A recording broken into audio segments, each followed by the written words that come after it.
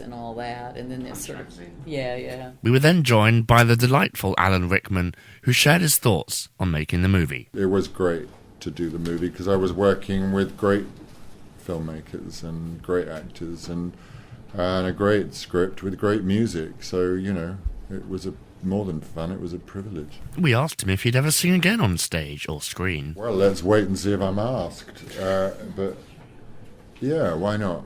If you know, maybe it'll inspire Mr. Sondheim to write something maybe specific for the movies. We then asked if there are any films that Alan would like to see adapted into a musical. I can't think of one offhand because, you know, usually that's the whole problem with them on film is that they're so much of the theatre that it's very hard to move them.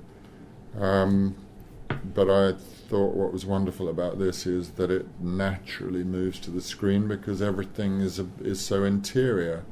And it's about people's thought processes and about a very dark world. So it's not happy-go-lucky, leg-kicking choruses or anything. So it's a movie, you know, that is not trying to be something else. Did you ever see the original Broadway or West End production of Sweeney Todd?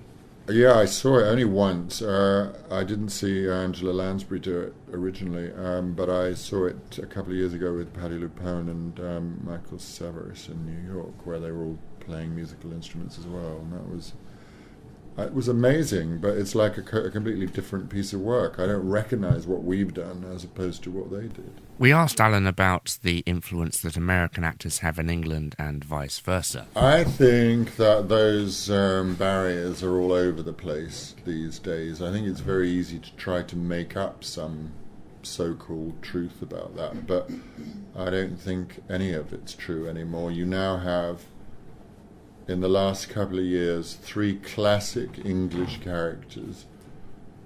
If you say that 3 archetypal English characters would be Bridget Jones, Jane Austen, and Queen Elizabeth, you have them played by a couple of Americans and Australians. And Sweeney Todd, of course. Yeah, and Sweeney Todd. But you have an American playing, of all people, Jane Austen.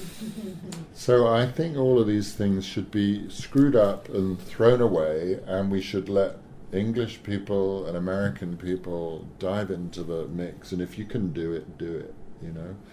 What's happened is that we've got better at doing American accents and they've got much better at doing English accents, so it's, you know, it's all moving around now. So you have people like Kate Winslet playing American parts as often as she plays English, and vice versa, and Johnny Depp playing a lot of English. We asked Alan which character is more loathsome, the judge he plays in Sweeney Todd, or the character he played in Dangerous Liaisons.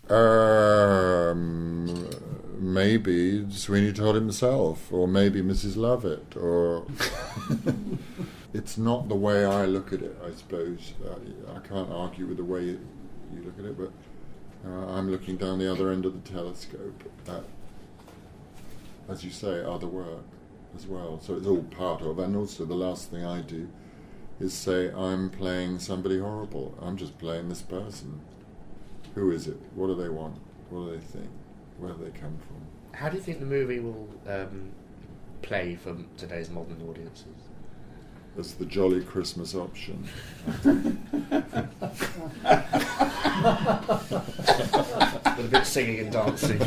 I honestly don't know. I mean, one would hope that the world has not so, fucked itself that it can't go to see a movie that is dark and complex and takes them somewhere they don't know about. If all people want to do is pay money to go to the movies and have all their preconceptions reaffirmed and come out of a movie or a theatre or a book or a piece of music or anything else with everything still in place and everything exactly the way it was when they went in, then we all have the world and the culture and the art that we deserve, and we will blow ourselves up. We mentioned how important it was for the small movies trying to make it in the business. I agree with you. Thank God for the little independent movies, unless it becomes part of general culture and it's made available. It's already, you can, if you live in New York or LA or London, you're living in luxury land in terms of choice, but you live in the